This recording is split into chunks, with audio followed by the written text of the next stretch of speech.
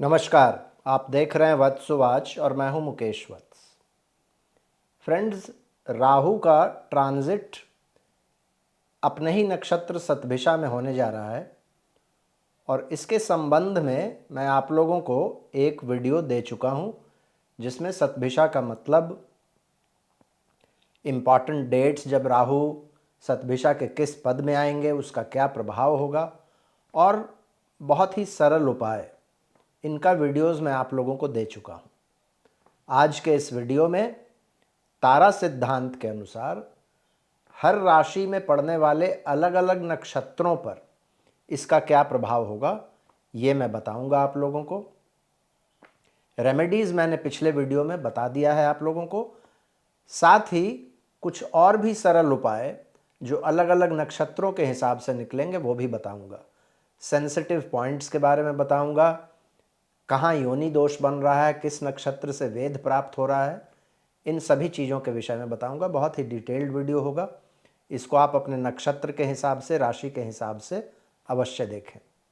मेरे कंटेंट यदि आपको अच्छे लगते हैं तो मेरे चैनल को सब्सक्राइब कर लें, बगल के बेल आइकन को दबा लें।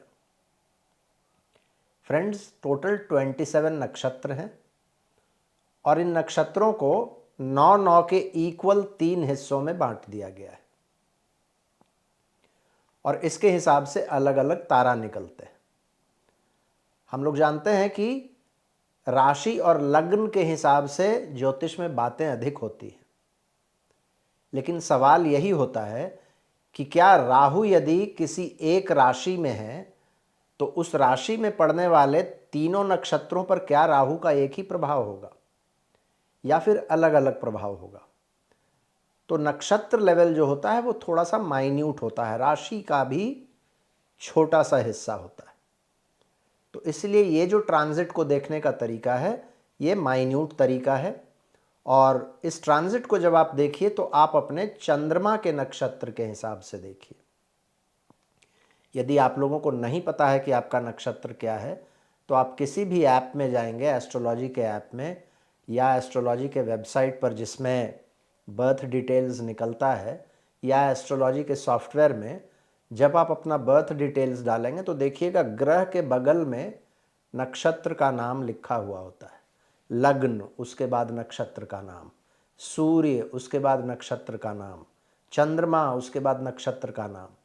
साथ ही नक्षत्र के पद भी दिए हुए होते हैं, किस राशि में चंद्रमा या सूर्य या कोई भी प्लैनेट है वो भी दिया हुआ होता है। तो इस तरीके से आपको पता चल जाएगा। तो इस छोटे से बेसिक इन्फॉर्मेशन के बाद चलिए हम लोग शुरू करते हैं। सबसे पहले मेष राशि का नंबर आता है। मेष राशि वालों के लिए राहु अभी 11th से प्रवास कर रहे हैं और 11th में जब भी राहु होते हैं चंद्रमा से तो ऐसे ट्रांजिट को बहुत अच्छा ट्रांजिट माना जाता है। लेकिन आइए इसको नक्षत्रों के हिसाब से ब्रेक करके देखते हैं कि हर नक्षत्र पर क्या प्रभाव होगा।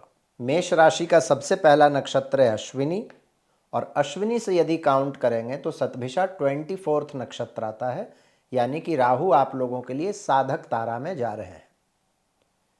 11th हाउस के राहु अच्छे होते हैं और अब साधक तारा में जा रहे हैं, ये बहुत अच्छा है। इसके पहले तक राहु का जितना अच्छा रिजल्ट 11th का मिलना चाहिए था वो नहीं मिल रहा होगा, लेकिन अब चूंकि राहु अच्छे तारा में आ रहे हैं तो अब आपको बहुत अच्छे परिणाम मिलेंगे। साधक का मतलब ही होता है आप जिन चीज़ों के लिए प्रयासरत थे उसमें अब सफलता मिलेगी। तो 11th हाउस क्या है, ये आपको नए अपॉर्चुनिटीज़ दिलाएगा। आप यदि नई नौकरी ढूंढ रहे थे, नए बिजनेस के लिए प्रयासरत थे, प्रोफेशन में कुछ नया करना चाह रहे थे, आपको अपॉर्चुनिटीज़ मिलेंगे और आपके सोचे हुए काम बनेंगे। जहाँ भी काम रुक गया था उन कार्यों को भी अब आप आगे बढ़ा पाएंगे। आमदनी में लाभ होगा, मित्रों के द्वारा, मित्रों के सहयोग के द्वारा आपके काम बनेंगे। अपने बड़े भाई एवं सुपीरियर्स का आपको लाभ मिलेगा, उनका आशीर्वाद प्राप्त होगा। ध्यान ये रखना है कि 5th हाउस में केतु हैं, 11th के राहु चाहेंगे आपको स्पेकुलेटिव एक्टिविटीज़ वगैरह में डालना, उससे आप लोग बचे रहिएगा। यदि कुछ रेमेडीज़ करना चाहते हैं तो पिछले वीडियो में मैंने आपको बहुत सरल उपाय बताए हैं, उसका लिंक मैं डिस्क्रिप्शन में दे दूंगा। उन उपायों को करते रहेंगे तो बिल्कुल ठीक रहेंगे। मेष राशि का दूसरा नक्षत्र है भरनी नक्षत्र। भरनी से काउंट करेंगे तो शतभिषा 23rd नक्षत्र आता है। इसका मतलब आप लोगों के लिए राहु अभी प्रत्यारी तारा में आ रहे हैं। फ्रेंड्स, 11th के राहु अच्छे माने जाते हैं।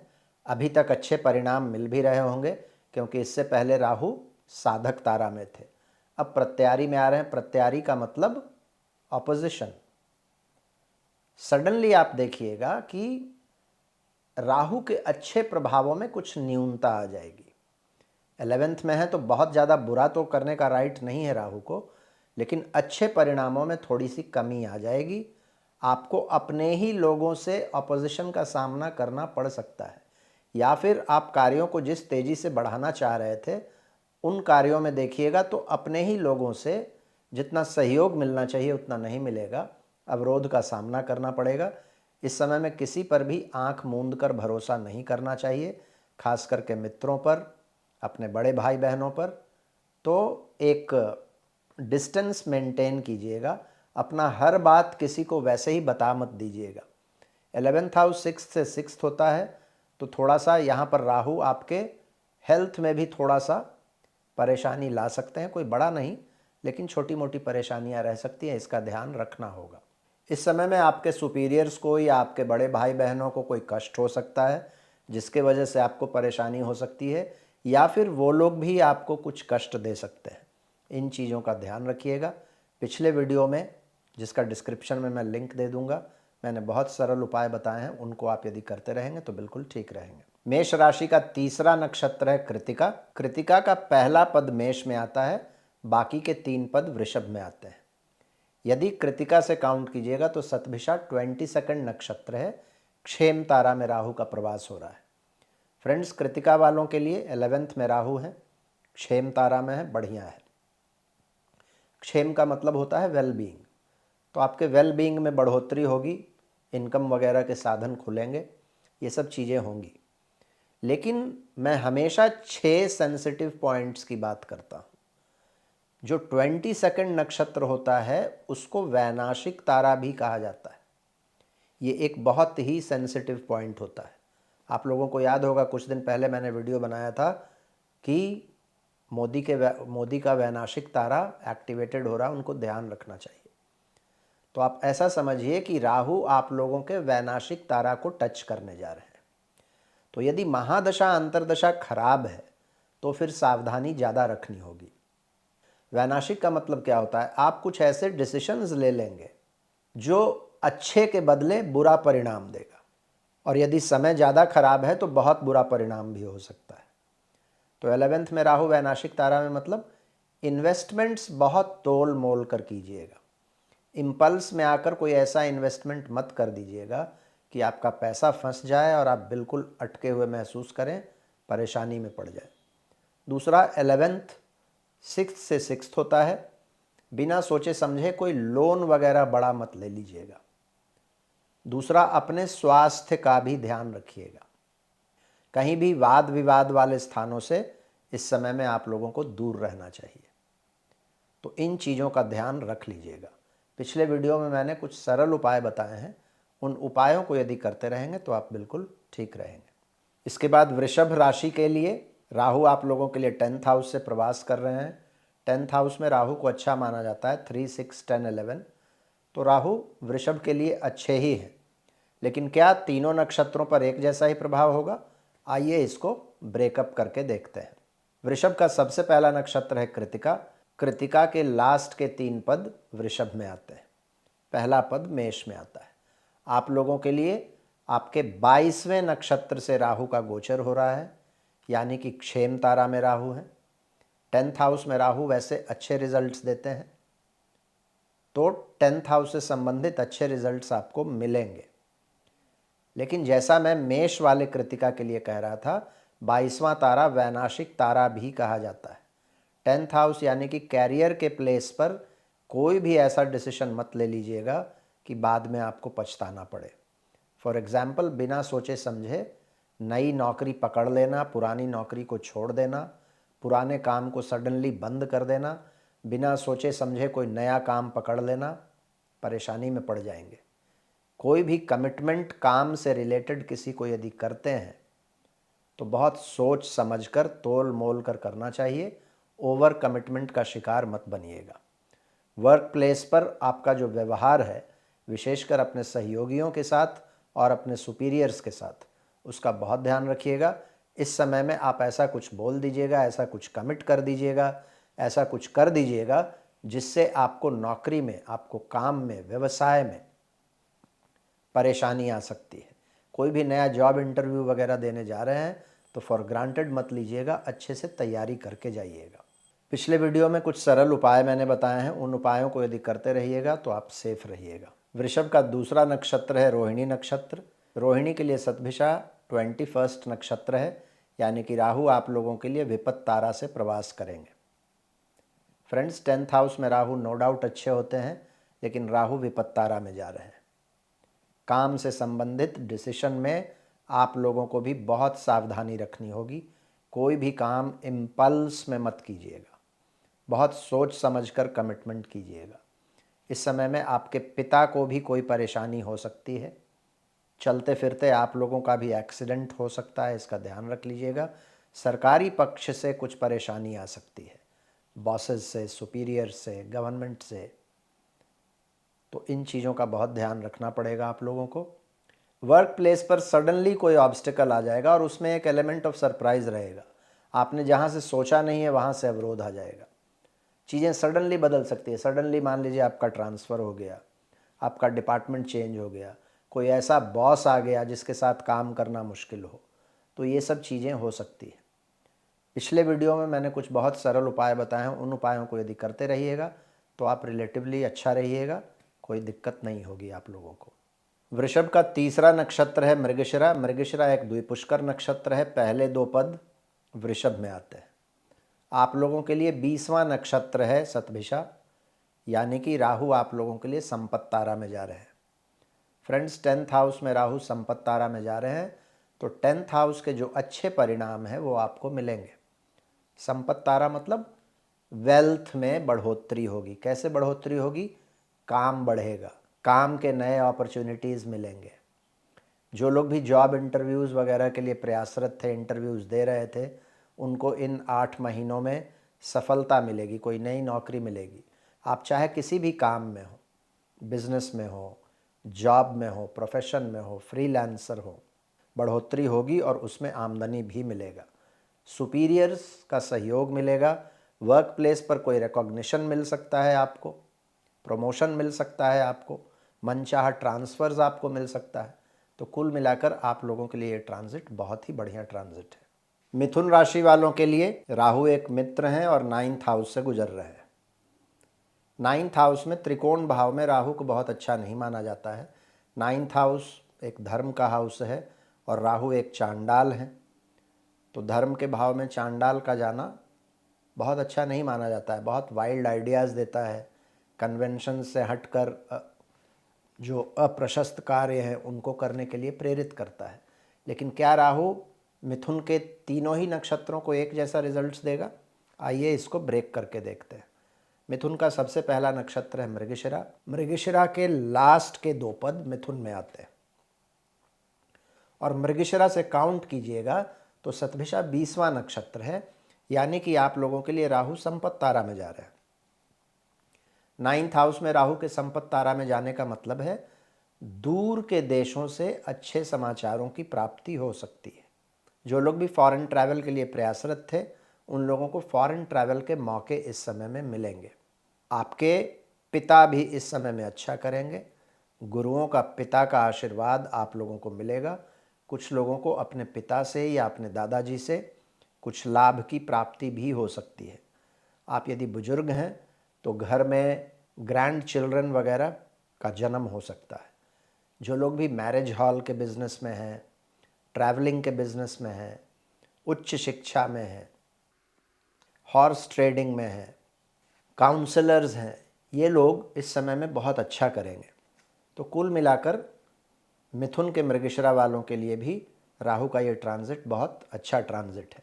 मिथुन का दूसरा नक्षत्र है फ्रेंड्स आर्द्रा। आर्द्रा राहु का नक्षत्र है और आर्द्रा से काउंट कीजिएगा तो शतभिषा 19th नक्षत्र है, यानी कि जन्म तारा में राहु जा रहे हैं और जन्म तारा में भी आधान सीरीज का पहला नक्षत्र है आर्द्रा। क्या होगा, जब भी जन्म तारा में, खास करके आधान तारा में जब राहु आते हैं, क्या करना पड़ता है, मेहनत ज़्यादा करना पड़ता है, तब सफलता मिलती है। आपके चंद्रमा से बिल्कुल ट्राइन में रहेंगे राहु, और ये क्या करवाएंगे, अनावश्यक यात्राएं करवाएंगे। आधान सीरीज में राहु जैसा मेलेफिक प्लैनेट हो तो व्यक्ति को अपना घर छोड़कर, अपना होम टाउन छोड़कर काम के लिए कहीं दूर जाना पड़ता है। तो जो लोग भी विद्यार्थी हैं या फिर जॉब वगैरह में हैं, बिजनेस में हैं, ऐसा हो सकता है कि अगले 8 महीने में आप लोगों को रीलोकेट होना पड़ेगा। जॉब वालों को भी ट्रांसफ़र्स मिल सकते हैं इस समय में। तो कुल मिलाकर एवरेज पीरियड माना जाएगा। आप लोग यदि कुछ रेमेडीज़ करना चाहते हैं तो पिछले वीडियो में, जिसका लिंक मैं डिस्क्रिप्शन में दे रहा हूँ, उसके अंत में बहुत सरल उपाय बताए गए हैं। उन उपायों को यदि आप करते रहेंगे तो बिल्कुल ठीक रहेंगे। मिथुन का तीसरा नक्षत्र है फ्रेंड्स पुनर्वसु। पुनर्वसु के पहले 3 पद मिथुन में आते हैं। पुनर्वसु से यदि कैलकुलेट कीजिएगा तो ये 18th स्टार है शतभिषा, यानी कि अति मित्र तारा में राहु आ रहे हैं। लेकिन एक और चीज़ है, जो 6 सेंसिटिव पॉइंट होते हैं उसमें से एक सेंसिटिव पॉइंट 18th नक्षत्र होता है। इसको सामुदायिक कहा जाता है। वैसे तो सामुदायिक का ज़्यादा असर कर्क वाले पुनर्वसु पर होगा, फिर भी चूँकि सामुदायिक अंश में जा रहे हैं राहु, तो अपने इर्द गिर्द के समाज के साथ आपका जो इंटरैक्शन है उसका बहुत ध्यान रखिएगा। इस समय में कुछ ऐसा बोल मत दीजिएगा, ऐसा कुछ कर मत दीजिएगा कि समाज में आपका नाम खराब हो। अपने पेरेंट्स के साथ, अपने बुजुर्गों के साथ, अपने गुरुओं के साथ अपना व्यवहार अच्छा रखिएगा। वैसे 9th हाउस में राहु हैं और अति मित्र तारा में हैं, तो अब क्या है, राहत मिलेगा आप लोगों को। क्योंकि इससे पहले जब पूर्वा भाद्रपद में राहु थे तो आपके लिए जन्म तारा में, आधान तारा में थे। बहुत मेहनत करना पड़ रहा होगा, तब जाकर रिजल्ट्स मिल रहा होगा। अनावश्यक यात्राएं हो रही होंगी, यात्राओं में कष्ट हो रहा होगा। दूर से जो अच्छा समाचार एक्सपेक्ट कर रहे थे वो नहीं आ रहा होगा। इन चीज़ों में अब देखिएगा तो बदलाव आएगा। दूर के जगहों से अच्छे समाचारों की प्राप्ति, अगल बगल के लोगों का सहयोग, यात्राओं में सफलता, उच्च शिक्षा में हैं तो प्रोफेसर्स का, मेंटर्स का, गुरुओं का आशीर्वाद, थेसिस वगैरह लिख रहे हैं, रिसर्च वगैरह कर रहे हैं, तो इन सभी चीज़ों में अब देखिएगा फॉरवर्ड मूवमेंट होगा और समय अब अच्छा हो जाएगा अगले 8 महीने के लिए आप लोगों के लिए। इसके बाद फ्रेंड्स कर्क राशि का नंबर आता है। कर्क राशि वालों के लिए राहु 8th हाउस से गुजर रहे हैं। 8th हाउस में राहु बहुत ही बुरे माने जाते हैं, लेकिन क्या कर्क के तीनों नक्षत्रों को राहु एक जैसा ही परिणाम देंगे? आइए इसको ब्रेकअप करके देखते हैं। कर्क का सबसे पहला नक्षत्र है पुनर्वसु। पुनर्वसु का लास्ट का पद कर्क राशि में आता है। पुनर्वसु से यदि कैलकुलेट करेंगे तो शतभिषा 18वां नक्षत्र है, यानी कि राहु आप लोगों के लिए अति मित्र तारा से होकर गुजर रहे हैं। लेकिन 18th नक्षत्र को 6 सेंसिटिव पॉइंट में से एक सेंसिटिव पॉइंट माना जाता है। इसको सामुदायिक भी कहा जाता है। फ्रेंड्स, अभी तक राहु का बहुत अच्छा परिणाम आप लोगों को नहीं मिल रहा होगा। 8th हाउस में राहु जन्म तारा में थे, बहुत अड़चनें आ रही होंगी काम में, इनडिसिसिवनेस बहुत रहा होगा, काम बिल्कुल नहीं हो पा रहा होगा, कुछ लोगों का स्वास्थ्य भी हो सकता है अफेक्टेड रहा होगा। अब राहु अति मित्र तारा में आ रहे हैं तो इन चीज़ों में तो लाभ आपको अवश्य मिलेगा। चीज़ें अब धीरे धीरे पॉजिटिव होने लगेंगी। लेकिन सामुदायिक अंश में राहु हैं तो एक बात का ख्याल रखना पड़ेगा कि अपने अगल बगल के लोगों के साथ आपका जो व्यवहार है उसका बहुत ध्यान रखिएगा। अपने चरित्र का बहुत ध्यान रखिएगा, नहीं तो इस समय में आपके ऊपर कुछ लांछन लग सकता है, कोई इंक्वायरी वगैरह भी शुरू हो सकती है। तो सामुदायिक का ये असर होगा। लेकिन वैसे अति मित्र तारा में राहु जा रहे हैं तो पहले की परेशानियों से एटलीस्ट थोड़ा राहत मिलेगा। कुछ आप रेमेडीज़ करना चाहते हैं तो पिछले वीडियो का लिंक मैं डिस्क्रिप्शन में दे रहा हूँ, उन रेमेडीज़ को आप यदि करते रहेंगे तो ठीक रहेंगे। कर्क का दूसरा नक्षत्र है फ्रेंड्स पुष्य। पुष्य से काउंट करने पर शतभिषा 17th नक्षत्र है, यानी कि राहु आप लोगों के लिए मित्र तारा से होकर गुजर रहे हैं 8th हाउस में। फ्रेंड्स, इसके पहले तक राहु की परेशानियां 8th हाउस की आप लोग महसूस कर रहे होंगे, क्योंकि सामुदायिक तारा में राहु थे। आप लोगों के ऊपर उंगलियां उठ रही होंगी, काम नहीं बन रहा होगा, ऑब्स्टिकल्स रहे होंगे, कोई इंक्वायरी वगैरह चल रही होगी। इन चीज़ों में अब देखिएगा राहत मिलेगा और लोगों के सहयोग से आपका काम आगे बढ़ेगा। कुछ लोगों को इस समय में सडन अनएक्सपेक्टेड लाभ भी हो सकता है। जहाँ से आपने नहीं सोचा था वैसे जगहों से लाभ हो सकता है। अब फॉर एग्ज़ाम्पल, पहले आपने कोई इन्वेस्टमेंट करके रखा हो, उसका सडनली अच्छा मूल्य मिल जाए। शेयर मार्केट में कुछ पड़ा हुआ था, उसका सडनली भाव बढ़ जाए। कुछ लोगों को हो सकता है विरासत संबंधित कुछ लाभ मिल जाए। लोगों का सहयोग मिलेगा और काम आपके बनेंगे। जो लोग भी हेल्थ केयर के क्षेत्र में हैं, जो लोग भी ऑकल्ट के क्षेत्र में हैं, एस्ट्रोलॉजर्स हैं, किसी भी तरीके के हीलर हैं, माइनिंग के क्षेत्र में हैं, इंश्योरेंस के क्षेत्र में हैं, उन लोगों के लिए भी ये समय बहुत अच्छा है। कर्क का अंतिम नक्षत्र है अश्लेषा। अश्लेषा से काउंट करने पर शतभिषा 16वां नक्षत्र है। इसका मतलब है कि आप लोगों के लिए राहु वध तारा में जा रहे हैं। और जो 6 सेंसिटिव पॉइंट है जिसका मैं जिक्र कर रहा हूँ, उसमें से एक सेंसिटिव पॉइंट होता है 16th नक्षत्र। इसको संघटिक तारा कहा जाता है।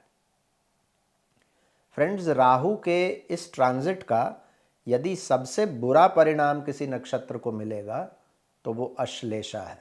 मैं यदि ऐसा कहूँ तो इसमें कोई अतिशयोक्ति नहीं होगी, क्योंकि आप देखिए हर चीज़ नेगेटिव है। राहु 8th हाउस में पॉजिटिव नहीं है, राहु वध तारा में बिल्कुल नेगेटिव है, और संघटिक में भी है।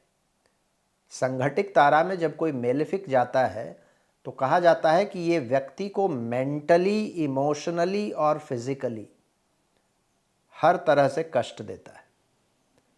तो महादशा अंतरदशा यदि आप लोगों का खराब है तो हेल्थ का बहुत ज़्यादा ध्यान रखना चाहिए अगले 8 महीनों तक। 8th हाउस का राहु कोई ऐसा डिजीज़ दे सकता है जिसकी डायग्नोसिस मुश्किल हो। डॉक्टर कहेगा आप बिल्कुल ठीक हैं और आप कहिएगा मुझे बीमारी है। इसके वजह से क्या होगा, मेंटल टेंशन्स बढ़ेंगे। गुप्त रोग हो सकते हैं प्राइवेट पार्ट्स में। 8th हाउस का राहु गलत तारा में गलत लोग, ऑपोजिट सेक्स के, उन लोगों के साथ आपका संबंध बढ़ा सकता है। 8th हाउस में राहु आप पर ब्लैक मैजिक वगैरह किया जा सकता है, उसके शिकार हो सकते हैं। तो ये कुल मिलाकर बहुत अच्छा ट्रांजिट नहीं माना जाएगा। मैंने पिछले वीडियो में भगवान काल भैरव का एक मंत्र दिया था, वो कीजिए। माँ काली की पूजा या माँ दुर्गा की पूजा कर लीजिए, ताकि इस राहु के दुष्प्रभावों से आप बचे रह सकेंगे। सिंह राशि यानी कि लियो वालों के लिए राहु 7th हाउस में है। 7th हाउस के राहु बहुत अच्छे नहीं माने जाते, लेकिन क्या सिंह राशि के तीनों नक्षत्रों पर राहु का एक जैसा ही प्रभाव होगा? आइए इसको ब्रेकअप करके देखते हैं। सिंह का पहला नक्षत्र है फ्रेंड्स मघा नक्षत्र। मघा से काउंट कीजिएगा तो शतभिषा 15th नक्षत्र है, यानी कि राहु आप लोगों के लिए साधक तारा से गुजरेंगे। अब फ्रेंड्स, अभी तक आप लोगों को राहु के अच्छे परिणाम नहीं मिल रहे होंगे। 7th हाउस में राहु रिलेशनशिप्स में कई तरीके के चैलेंजेस दे रहा होगा, क्योंकि इससे पहले तक राहु अच्छे तारा में नहीं थे। लेकिन अब राहु साधक तारा में जा रहे हैं।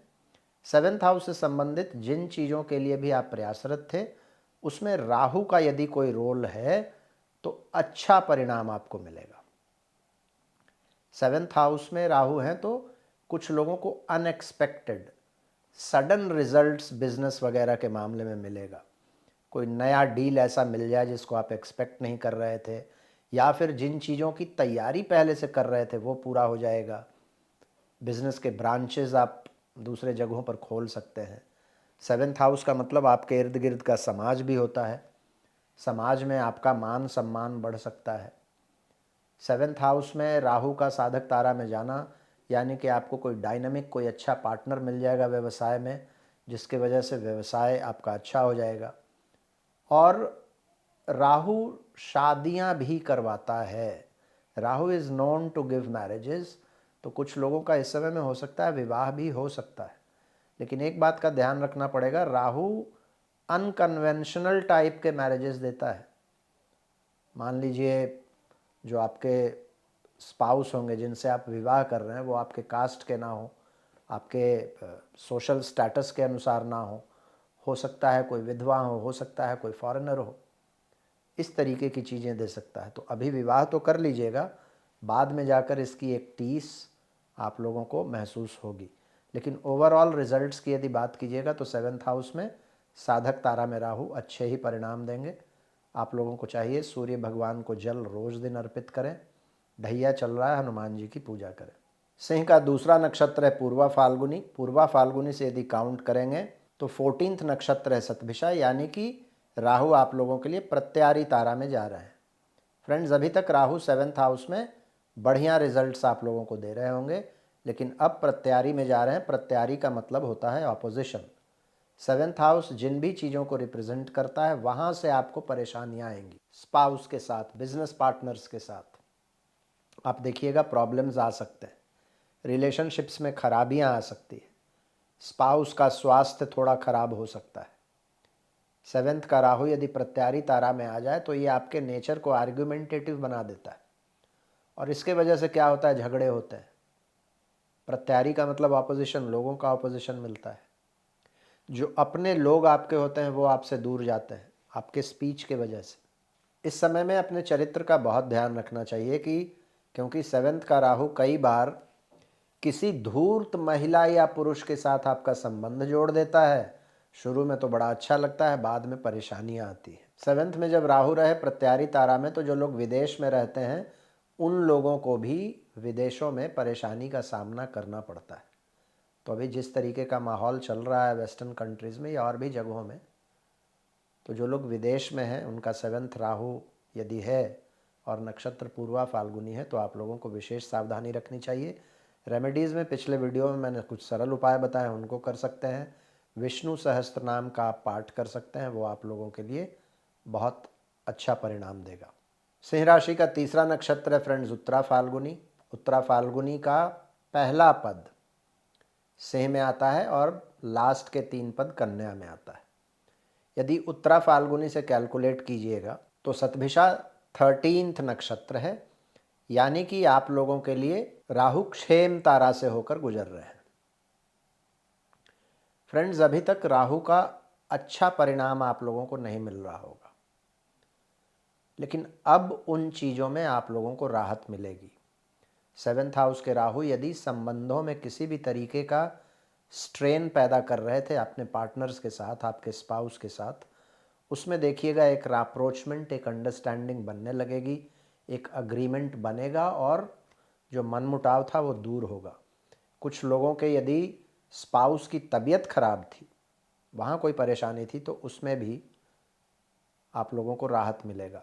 किसी तरीके की बदनामी यदि थी, चरित्र पर धब्बा लग रहा था, लोग उंगलियां उठा रहे थे, मिसअंडरस्टैंडिंग्स थे, उन चीज़ों में देखिएगा सुधार होगा। समाज के लोगों के साथ भी जो आपके संबंध हैं उसमें बेहतरी आएगी। जो लोग व्यवसाय में हैं उन लोगों को बिजनेस से रिलेटेड कुछ आउट ऑफ द बॉक्स बहुत बढ़िया आइडियाज़ मिल सकता है, जो कि भविष्य में आपके बिजनेस में आपको काफ़ी लाभ दे सकता है। तो कुल मिलाकर ये जो अगले 8 महीने राहु सतभिषा में रहेंगे, यदि आपका सिंह राशि में उत्तरा फाल्गुनी नक्षत्र है तो आप लोगों के लिए बढ़िया है। कन्या राशि वालों के लिए राहु का गोचर अभी आप लोगों के 6th हाउस से हो रहा है और 6th हाउस में राहु को बहुत बढ़िया माना जाता है। One of the best positions for Rahu to be in. 3, 6, 10, 11, 3 षड्या बोलते हैं उसको। तो राहु हैं तो बड़ी अच्छे जगह पर, लेकिन क्या कन्या के तीनों नक्षत्रों को 6th के राहु का सेम प्रभाव मिलेगा? आइए इसको ब्रेकअप करके देखते हैं। कन्या का सबसे पहला नक्षत्र है उत्तरा फाल्गुनी। उत्तरा फाल्गुनी के लास्ट के 3 पद कन्या में आते हैं। उत्तरा फाल्गुनी से काउंट करने पर सतभिषा 13th नक्षत्र है, यानी कि राहु आप लोगों के लिए क्षेम तारा में आ रहा है। 6th हाउस से संबंधित जितनी भी परेशानियां थी उन सभी चीज़ों को राहु अब सॉल्व करेंगे। क्षेम का मतलब ही होता है वेल बीइंग। तो यदि कोई रोग वगैरह, कोई बीमारी से आप परेशान थे उसका सॉल्यूशन मिलेगा। दुश्मनों के साथ एक अंडरस्टैंडिंग बनेगी और हो सकता है फ्रेंड्स भी बन जाएं, या दुश्मनों के ऊपर आपको विजय मिलेगी। कोई भी केस मुकदमा था उसमें आपको राहत मिलेगा, केस मुकदमा में जीत मिल सकती है। पेंडिंग काम बहुत हो रहे थे, मेहनत की बहुत अधिकता थी, अब देखिएगा वर्क प्लेस पर भी आपके कार्य सुगम होते चले जाएंगे। मामा एवं मौसी पक्ष से इस समय में आपको लाभ मिल सकता है। किसी भी तरीके के कम्पिटिटिव फील्ड में है, डिस्प्यूट मैनेजमेंट के फील्ड में है, you will do very good. कुछ लोगों को इस समय में नए अवसरों की प्राप्ति भी हो सकती है और इसके वजह से आमदनी में बढ़ोतरी होगी। तो कुल मिलाकर आप लोगों के लिए ये समय बहुत अच्छा है, इसको एंजॉय कीजिए। कन्या का दूसरा नक्षत्र है हस्त नक्षत्र। हस्त से काउंट करने पर सतभिषा 12th नक्षत्र है, यानी कि राहु आप लोगों के लिए विपत्त तारा में आ रहे हैं। फ्रेंड्स, मैंने ओपनिंग में ही कहा 6th हाउस में राहु को बहुत अच्छा माना जाता है, बहुत अच्छे रिजल्ट्स देते हैं, और इससे पहले तक राहु दे भी रहे होंगे क्योंकि अच्छे तारा में थे। लेकिन अब राहु विपत्त तारा में आ रहे हैं। विपत्त का मतलब क्या? प्रॉब्लम्स, परेशानियाँ। तो ऐसा नहीं है कि राहु बिल्कुल बुरे परिणाम देने लगेंगे, लेकिन ये अवश्य है कि 6th हाउस के अच्छे परिणामों में कमी आ जाएगी। सडनली आप देखिएगा आपको मेहनत ज़्यादा करना पड़ रहा है। पहले यदि थोड़े मेहनत में ज़्यादा की प्राप्ति हो रही थी तो अब मेहनत बढ़ाना पड़ेगा। ऑब्स्टेकल्स भी आने लगेंगे। वर्क प्लेस पर काम पेंडिंग चल सकता है। सबऑर्डिनेट सडनली देखिएगा एब्सेंटिज्म बढ़ जाएगा, काम का प्रेशर आप पर बढ़ जाएगा। तो राहु नो डाउट 6th का लाभ जरूर देंगे, ऐसा नहीं है कि नहीं देंगे, लेकिन उसमें कमी आ जाएगी। तो इन चीज़ों का थोड़ा सा ध्यान रख लीजिएगा। 6th में राहु है, बुरे नहीं हैं, लेकिन 8 महीने तक बुरे तारा में है, इसलिए सावधानी थोड़ी सी ज़्यादा रखनी होगी। हेल्थ वगैरह में थोड़ी भी परेशानी आए तो उसको इमीडिएटली आप हैंडल कीजिए, दिखाइए किसी डॉक्टर को। अननेसेसरी इस समय में लोन वगैरह लेने का प्रयास नहीं करना चाहिए, कहीं भी वाद विवाद से बचना चाहिए। पिछले वीडियो में मैंने कुछ बहुत सरल उपाय बताए हैं, उन उपायों को यदि आप करते रहेंगे तो ठीक रहेंगे। कन्या का तीसरा नक्षत्र है चित्रा। चित्रा के पहले 2 पद कन्या में आते हैं, और आप लोगों के लिए यदि देखिएगा तो सतभिषा 11th नक्षत्र है, यानी कि राहु आप लोगों के लिए संपत्त तारा में आ रहे हैं। फ्रेंड्स, 6th में राहु मैं कहता ही आ रहा हूँ बहुत अच्छे होते हैं, लेकिन अब संपत्त तारा में आ रहे हैं। क्या होगा? आमदनी में बढ़ोतरी होगी। 6th हाउस में राहु आपके जुझारूपन को, आपके कम्पिटिटिव स्पिरिट को इतना स्ट्रांग कर देंगे कि आप जो भी काम अपने हाथ में लीजिएगा उसको पूरा कीजिएगा, और उसके आपको अच्छे परिणाम, अच्छे रिजल्ट्स मिलेंगे, आमदनी में बढ़ोतरी होगी।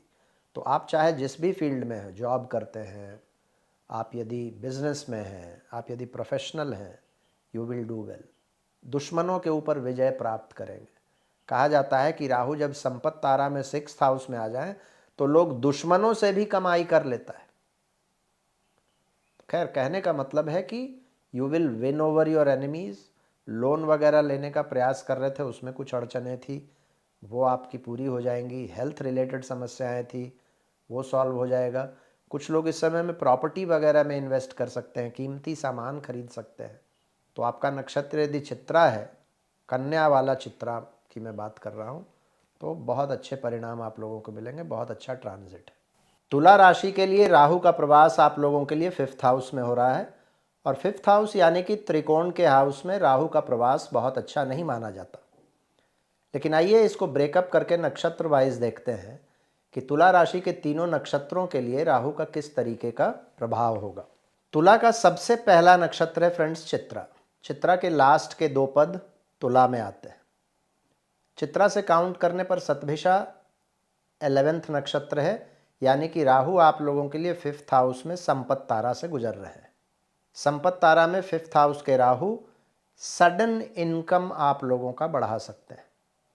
आपने कोई इन्वेस्टमेंट वगैरह यदि पहले से करके रखा होगा, सडनली देखिएगा उसमें आपको अच्छे रिटर्न्स मिल जाएंगे। कुछ लोग शेयर मार्केट वगैरह में भी इस समय में अच्छा करेंगे, लेकिन इस बात का ध्यान रखना है कि 5th हाउस के राहु स्पेकुलेटिव टेंडेंसीज बढ़ाते हैं। बिना रिसर्च किए हुए, बिना जाने समझे हुए ऐसे ही शेयर मार्केट में कोई भी शेयर मत ले लीजिएगा, नहीं तो लॉसेस भी हो सकते हैं। मैंने सिर्फ वीडियो में कह दिया, इसलिए जाकर रिस्क मत ले लीजिएगा। 5th हाउस में राहु संपत्ति तारा में आपको कुछ बड़े अच्छे आइडियाज़ दे सकते हैं, out of the box ideas दे सकते हैं, जिसके वजह से आपको काफ़ी लाभ हो सकता है। आप यदि स्टार्टअप के फील्ड में हैं, आप यदि इनोवेशन के फील्ड में हैं, आप बहुत अच्छा करेंगे। विद्यार्थियों के लिए भी ये समय बहुत अच्छा हो जाता है। राहु आपकी कुशाग्रता को, आपके स्मार्टनेस को, आपके ग्रहण करने की शक्ति को, इन चीज़ों को बढ़ा देगा। तो स्टूडेंट्स के लिए भी ये समय बहुत अच्छा हो जाता है। 5th हाउस का राहु कुछ लोगों के लिए कुछ ऐसे प्रेम प्रसंग भी शुरू कर सकता है जो कि थोड़े से अनकन्वेंशनल हो, तो इस बात का ध्यान रख लीजिएगा। बाकी वैसे ये ट्रांजिट आप लोगों के लिए बहुत अच्छा ट्रांजिट है। दूसरा नक्षत्र तुला का है स्वाति। स्वाति राहु का अपना नक्षत्र है। राहु आप लोगों के लिए जन्म तारा से गुजर रहे हैं। 10th नक्षत्र है सतभिषा। अब फ्रेंड्स, देखने वाली बात यह है कि स्वाति भले ही राहु का नक्षत्र है, लेकिन यदि स्वाति में आपका चंद्रमा है तो इस समय में सतभिषा में बैठे हुए राहु आपके चंद्रमा को वेध पहुंचाएंगे, यानी कि मेंटल टेंशन इस समय में आपका बहुत बढ़ जाएगा।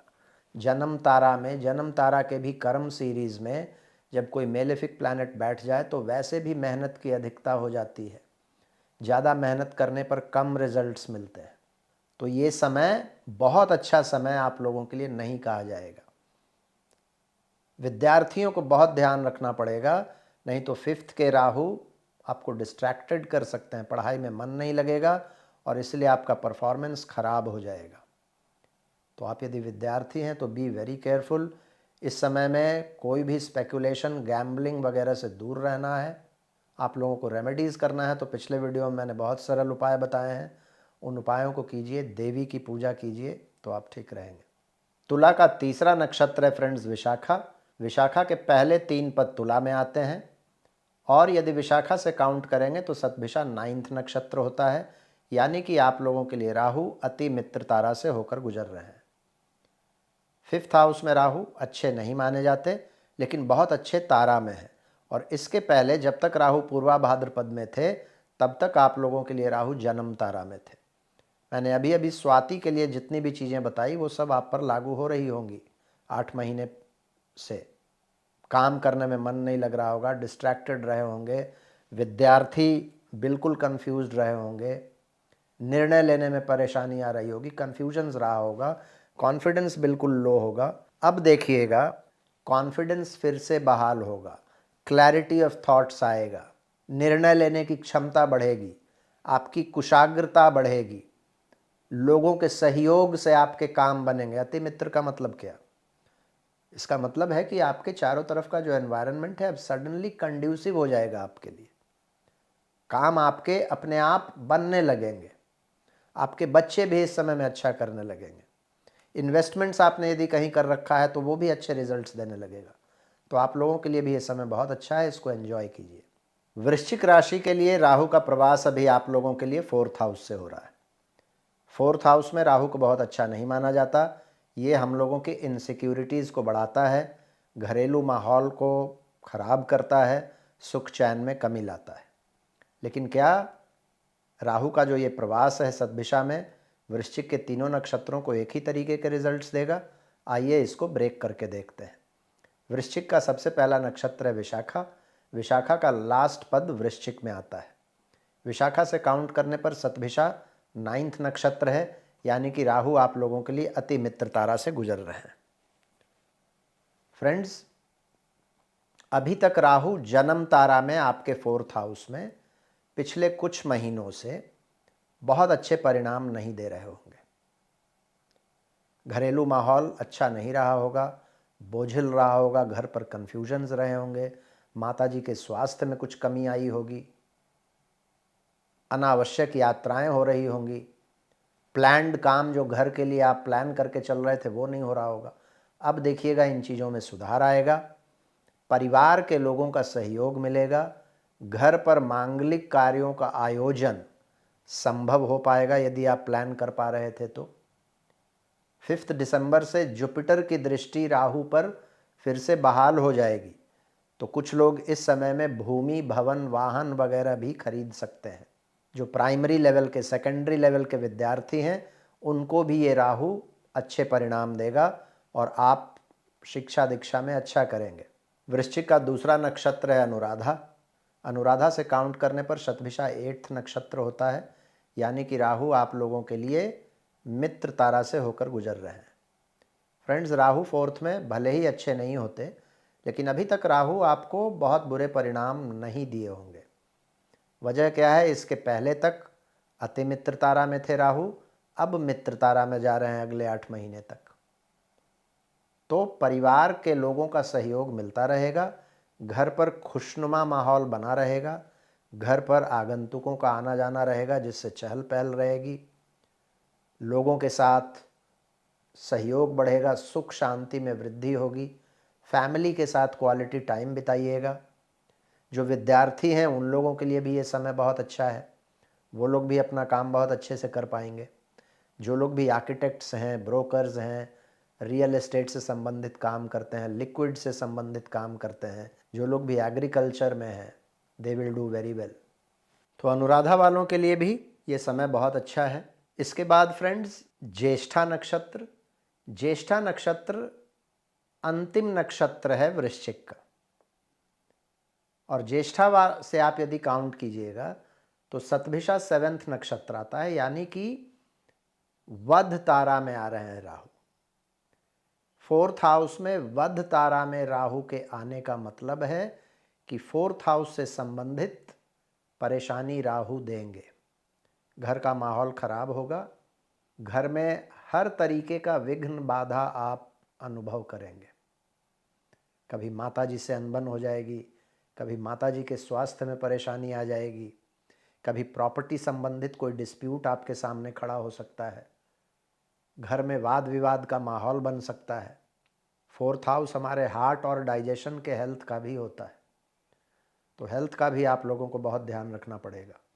जो लोग विद्यार्थी हैं, विद्यार्थियों को फोकस करने में, अपने पढ़ाई में बहुत परेशानी होगी। इस समय में यदि कोई एग्ज़ाम वगैरह है इन 8 महीनों में, तो बहुत सावधानी से एग्ज़ाम दीजिएगा और पूरी तैयारी करके जाइएगा। यात्राओं पर जा रहे हैं तो यात्राओं में बहुत सावधानी रखनी पड़ेगी। आपके जो विरोधी पक्ष हैं वो इस समय में षड्यंत्र कर सकते हैं। तो कुल मिलाकर ज्येष्ठा वालों के लिए ये राहु का ट्रांजिट बहुत अच्छा ट्रांजिट नहीं है। पिछले वीडियो में मैंने कुछ बहुत सरल उपाय बताए हैं, उन उपायों को यदि करेंगे तो आप बिल्कुल ठीक रहेंगे। इसके बाद फ्रेंड्स, धनु राशि का नंबर आता है। धनु राशि वालों के लिए राहु का प्रवास आप लोगों के 3rd हाउस से हो रहा है। 3rd हाउस राहु के लिए एक बहुत ही अच्छा हाउस माना जाता है।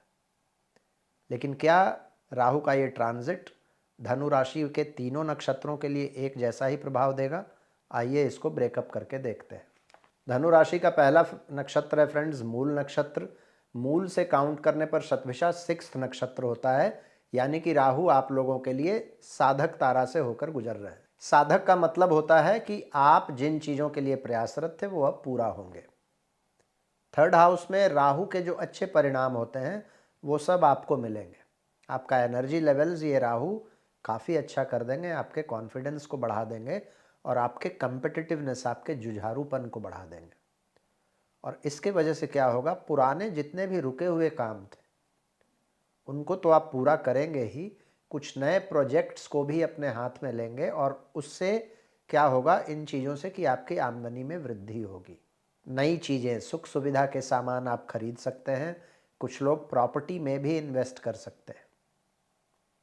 छोटी यात्राओं पर जा सकते हैं जिनसे आपको लाभ होगा। और छोटी ही क्यों, बहुत सारे लोगों के लिए लंबी यात्राओं के रास्ते भी खुल रहे हैं इस समय में।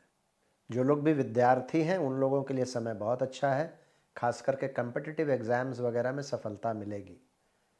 जॉब वालों के लिए, नया जॉब ढूंढने वालों के लिए, बिजनेस वालों के लिए, प्रोफेशन वालों के लिए, सभी के लिए ये समय बहुत अच्छा है। इस ट्रांजिट का पूरा लाभ आप लोग लीजिए। धनु का दूसरा नक्षत्र है फ्रेंड्स पूर्वाषाढ़। पूर्वाषाढ़ से आप काउंट करेंगे तो शतभिषा 5th नक्षत्र आता है, यानी कि राहु आप लोगों के लिए प्रत्यारी तारा में आ रहे हैं।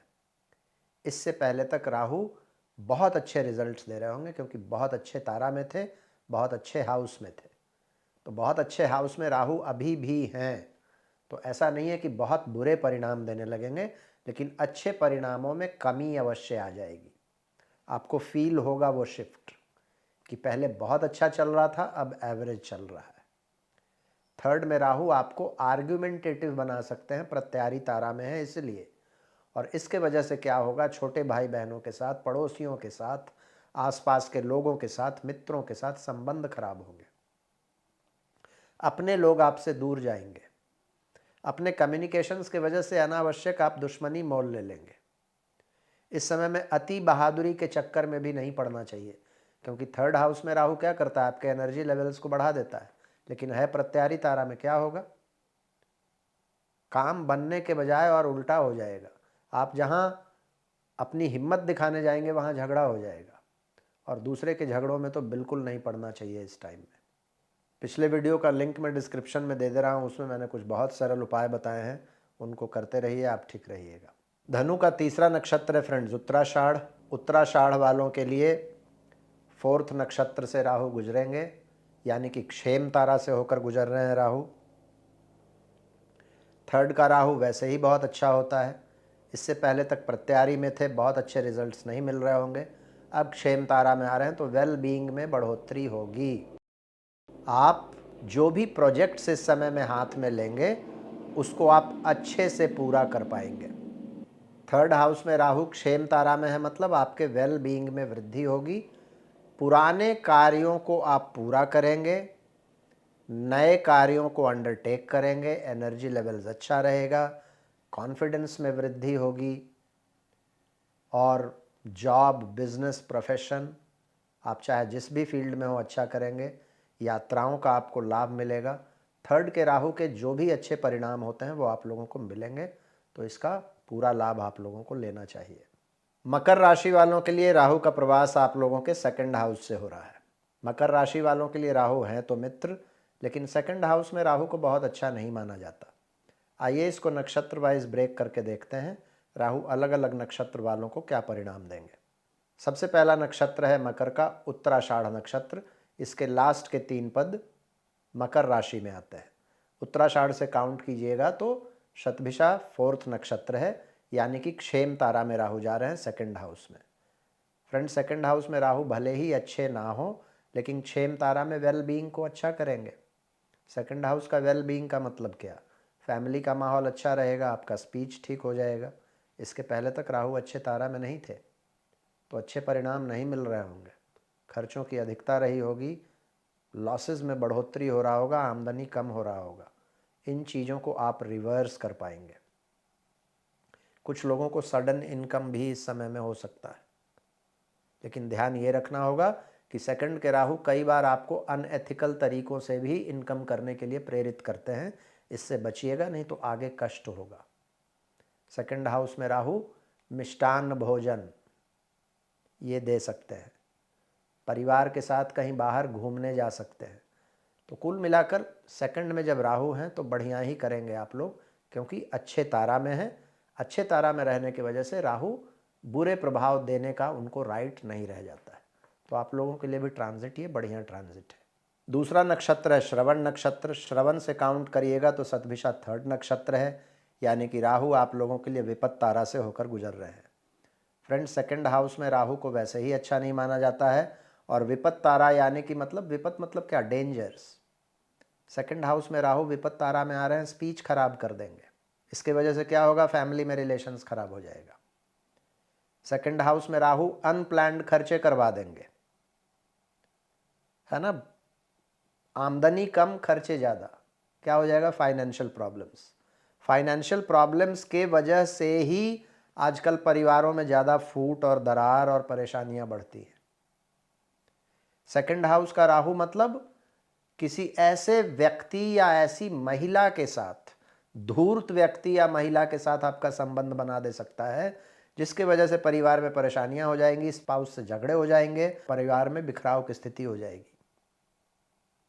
फूड पॉइजनिंग के शिकार हो सकते हैं, दांतों में समस्या हो सकती है, आंखों में समस्या हो सकती है, कुछ ऐसे डिजीज आपको दे सकता है राहु जो डायग्नोसिस जिसका मुश्किल हो जाए।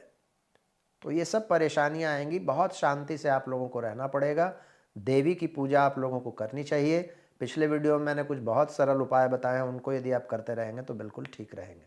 मकर का तीसरा नक्षत्र है धनिष्ठा। धनिष्ठा के पहले के 2 पद जो हैं वो आते हैं मकर में। धनिष्ठा से काउंट कीजिएगा तो सेकंड नक्षत्र है सतभिषा, यानी कि राहु आप लोगों के लिए संपत तारा से होकर गुजर रहे हैं। सेकंड हाउस में राहु अच्छे नहीं माने जाते, इसके पहले अच्छे तारा में भी नहीं थे, विपत तारा में थे। परेशानियों का अनुभव पिछले कुछ महीनों से आप कर रहे थे, उनमें अब राहत मिलेगा। खर्चे आपके ज़्यादा रहे होंगे, आमदनी में कमी रही होगी, परिवार में परेशानियां रही होंगी, हेल्थ रिलेटेड इश्यूज़ रहे होंगे। इन सभी चीज़ों में आप देखिएगा अच्छी राहत आपको मिलेगी। खर्चों को कम कर पाएंगे, लॉसेस को कम कर पाएंगे, इनकम में बढ़ोतरी कर पाएंगे। जो लोग फैमिली बिजनेस में हैं they will do very good. परिवार में भी जो भी माहौल ख़राब चल रहा था, अपने अच्छे कम्युनिकेशंस के वजह से आप उसको सॉल्व कर पाएंगे। अच्छे भोजन का अवसर मिलेगा, इनकम में वृद्धि होगी, स्पीच भी आपका ठीक ठाक हो जाएगा जिसके वजह से परेशानियां चल रही थी। तो कुल मिलाकर संपत तारा में सेकंड हाउस में, और कुछ लोगों को सडन इनकम भी हो सकता है। So this is a good transit for Dhanishtha नक्षत्र, स्पेशली यदि मकर वाला धनिष्ठा आपका है तो। अब बात कर लेते हैं कुंभ राशि की, जहां राहु हैं। फ्रेंड्स, यदि चंद्रमा के ऊपर से राहु जा रहे हो तो इसको तो बिल्कुल भी अच्छा नहीं माना जाता। तो जिनका भी चंद्रमा कुंभ में है उसके लिए तो राहु अच्छा नहीं है। लेकिन क्या कुंभ के तीनों नक्षत्रों को एक ही सरी के परिणाम मिलेंगे? आइए इसको ब्रेकअप करके देखते हैं। कुंभ का पहला नक्षत्र है धनिष्ठा, जिसके पहले 2 पद मकर में आते हैं और लास्ट के 2 पद कुंभ में आते हैं। धनिष्ठा से काउंट करने पर सतभिषा सेकंड नक्षत्र है, यानी कि राहु संपत तारा से होकर गुजर रहे हैं। राशि में बैठा हुआ राहु इसके पहले तक मति भ्रम की स्थिति, कन्फ्यूजन्स की स्थिति, अनिर्णय की स्थिति आप लोगों को दे रहा होगा। कब क्या बोलना है, कहाँ एक्ट करना है, कहाँ शांत रहना है, इन चीज़ों की समझ बिल्कुल नहीं रही होगी पिछले कुछ महीनों में, और इसके वजह से परेशानियां हो रही थी आप लोगों को। कुछ लोगों को राहु अति अग्रेसिव बना रहा होगा, डिप्लोमेसी की कमी रही होगी। अब देखिएगा ये चीज़ें ठीक हो जाएंगी। अब राहु आपको वो युक्ति, वो चातुर्य, वो हिम्मत देगा कि आप नए चीज़ों को कर पाएंगे, डिसीशंस ले पाएंगे, कॉन्फिडेंस लेवल्स आपका बरकरार रहेगा, और इन चीज़ों की वजह से आपके इनकम में भी बढ़ोतरी होगी। राहु जब फर्स्ट हाउस में आता है तो वो एक्सपेरिमेंट करवाता है, एक्सप्लोर करवाता है। व्यक्ति अपने इर्द गिर्द के माहौल को पूरे तरीके से समझना चाहता है, एक आउटगोइंग एटीट्यूड देता है, वो सब अब आप में आ जाएगा, और इसके वजह से नए अवसर मिलेंगे और आपकी आमदनी में वृद्धि होगी। तो कुल मिलाकर राहु अब आप लोगों के लिए अच्छे ट्रांजिट से होकर गुजर रहे हैं, इसका लाभ उठाना चाहिए आप लोगों को। और अब फ्रेंड्स नंबर है सतभिषा नक्षत्र का। सतभिषा स्वयं राहु का नक्षत्र है, कुंभ राशि में है, और अब राहु आपके चंद्रमा के ऊपर से होकर गुजरेंगे अगले 8 महीने तक। जन्म तारा वैसे कोई दूसरा प्लैनेट रहता तो मैं कहता एवरेज रिजल्ट्स मिलेगा, ठीक ठाक रहेगा, लेकिन चंद्रमा के ऊपर राहु का जाना कैसे अच्छा माना जा सकता है? मति भ्रम की स्थिति, कन्फ्यूजन्स, ऑब्सेशन, माया के वशीभूत होना, डिसीशन कब लेना है कब नहीं लेना है, कहाँ चुप रहना है, बिल्कुल मेंटल टेंशन्स में रहेंगे। ऐसा लगेगा जैसे मतलब आप कुछ अच्छा सोच ही नहीं पाएंगे, डिप्लोमेसी ख़त्म हो जाएगी स्पीच में। तो कुल मिलाकर ये मेंटल टेंशन्स का दौर है, क्योंकि राहु आपके चंद्रमा के ऊपर से जा रहे हैं। जितना शांत रहेंगे, चुप रहेंगे, कंजर्वेटिव होकर अपना काम करते रहेंगे, ठीक रहेगा। राहु चंद्रमा के ऊपर है तो मेहनत की अधिकता हो जाएगी, ज़्यादा मेहनत करने पर रिजल्ट्स कम मिलेंगे। ये सब चीज़ों को यदि दिमाग में बिठा लीजिए और बिल्कुल मन को शांत कर लीजिए कि नहीं, मुझे रिएक्टिव मोड में नहीं रहना है, मुझे आर्ग्यू नहीं करना है, मुझे शांति से ही 8 महीने बिताने हैं, तो बहुत ज़्यादा परेशानी नहीं होगी। और स्पेशली जो तीसरा मंत्र मैंने दिया था पिछले वीडियो में, भगवान काल भैरव वाला, वो ज़रूर कीजिएगा, क्योंकि पहले भाव में राहु जब अच्छे तारा में नहीं है और बिल्कुल चंद्रमा के ऊपर है तो ब्लैक मैजिक वगैरह होने की संभावना बढ़ जाती है। राहु कुछ ऐसे डिजीज़ दे सकता है जिसकी डायग्नोसिस मुश्किल हो। तो भगवान काल भैरव की उपासना या माँ काली की उपासना भी आप कीजिए, तो राहु जो चंद्रमा के ऊपर दुष्प्रभाव देगा उससे आप बचे रहेंगे। इसके बाद फ्रेंड्स पूर्वा भाद्रपद का नंबर आता है। पूर्वा भाद्रपद के पहले 3 पद कुंभ में आते हैं। इससे पहले तक राहु पूर्वा भाद्रपद में ही थे, यानी कि आपके चंद्रमा के ऊपर से राहु जा रहे थे। जितनी भी चीज़ें मैंने अभी शतभिषा के लिए बताई वो सब आप पर लागू हो रही थी। पूरे तरीके से कंफ्यूज्ड रहे होंगे, डिसीजन बिल्कुल नहीं ले पा रहे होंगे, बिल्कुल किंकर्तव्य विमूढ़ जैसी स्थिति रही होगी, कॉन्फिडेंस बिल्कुल कम हो गया होगा, हेल्थ की परेशानियां रही होंगी, घर में परेशानियां रही होंगी, बॉसेस के साथ, पेरेंट्स के साथ, यात्राओं में दिक्कत, विद्यार्थियों के लिए फोकस करने में परेशानी। अब देखिएगा राहु की दूरी धीरे धीरे ही सही आपके चंद्रमा से दूर जा रहे हैं राहु। तो अब क्या होगा, धीरे धीरे कॉन्फिडेंस वापस आने लगेगा, कम्युनिकेशंस ठीक होने लगेगा, एक्शंस भी आपके अब जैसे पहले थे डिसिसिवली आप काम कर पाएंगे। और राहु अति मित्र तारा में लोगों का सहयोग मिलने लगेगा। और राहु जब फर्स्ट हाउस में होते हैं तो क्या करते हैं, एक अग्रेशन भी देते हैं, महत्वाकांक्षा भी देते हैं, वो सब लौटेंगी अब। और अब आप किसी भी नए प्रोजेक्ट को बहुत कॉन्फिडेंटली कर पाइएगा, धीरे धीरे चीज़ें ठीक होने लगेंगी। सो अब बुरे से अच्छे की ओर बढ़ रहे हैं। एटलीस्ट राहु का जहाँ तक सवाल है उसकी बात मैं कर रहा हूँ। फिर भी यदि कुछ रेमेडीज़ करना चाहते हैं तो पिछले वीडियो में मैंने कुछ बहुत सरल उपाय बताए, उनको आप करते रहिए, बिल्कुल ठीक रहिएगा।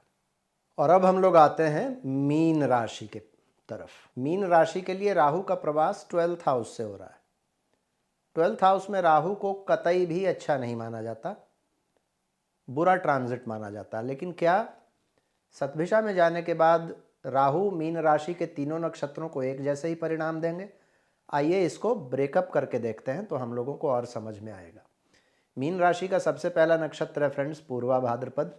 पूर्वा भाद्रपद से आप जब कैलकुलेट कीजिएगा तो शतभिषा 27वां नक्षत्र है, यानी कि राहु का प्रवास आप लोगों के लिए अति मित्र तारा से हो रहा है। इसके पहले तक क्या था, राहु आप लोगों के लिए जन्म तारा से होकर गुजर रहे थे। 12th हाउस के राहु हेल्थ खराब कर रहे होंगे, रेस्टलेसनेस बढ़ा रहे होंगे, खर्चों की अधिकता रही होगी, अनावश्यक वॉन्डरिंग्स बढ़ गया होगा। अब अति मित्र तारा में आ रहे हैं, ये सब परेशानियां धीरे धीरे खत्म हो रही है। चंद्रमा से दूर जा रहे राहु 12th हाउस के बेनिफिट्स देने लगेंगे।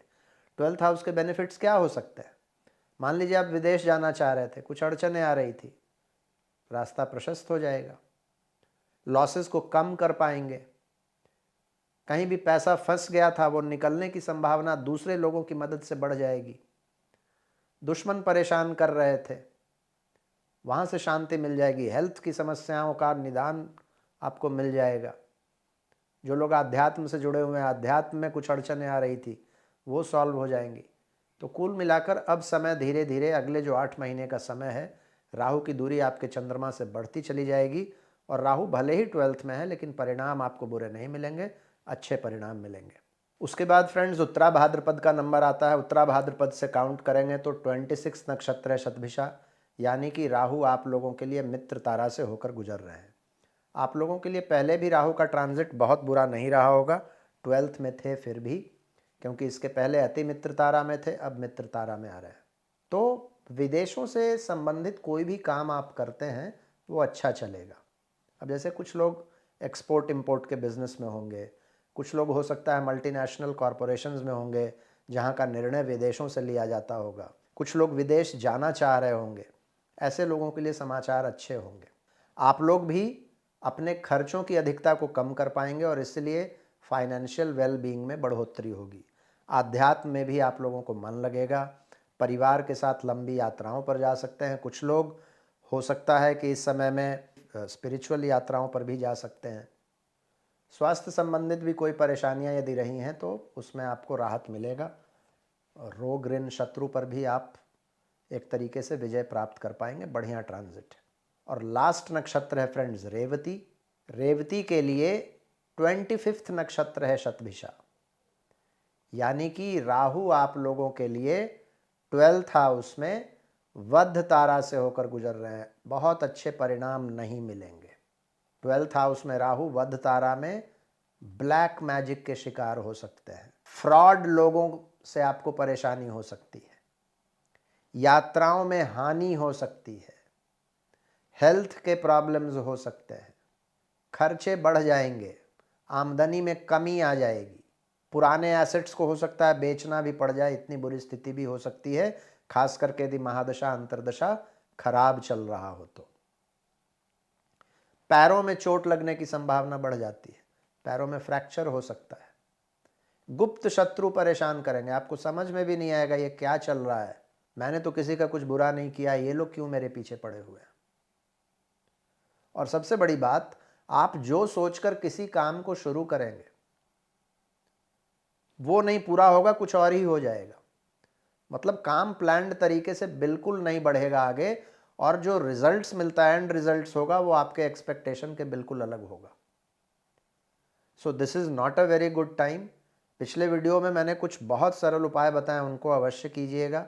भगवान काल भैरव की उपासना जरूर करनी चाहिए आप लोगों को। जो तीसरा मंत्र मैंने दिया है इससे पहले वाले वीडियो में, वो आप लोगों को करना ही करना चाहिए। तो 8 महीने तक शांति से रहिए और इन रेमेडीज़ को करते रहिए। तो ये था फ्रेंड्स 27 नक्षत्रों के लिए तारा सिद्धांत के अनुसार राहु का शतभिषा में ट्रांजिट कैसा रहेगा। ऐसे वीडियो को बनाने में बहुत मेहनत लगता है फ्रेंड्स। ये 2-3 दिन के मेहनत में इतना लंबा वीडियो नहीं बनता है, कई सप्ताह से इसकी तैयारी करनी पड़ती है।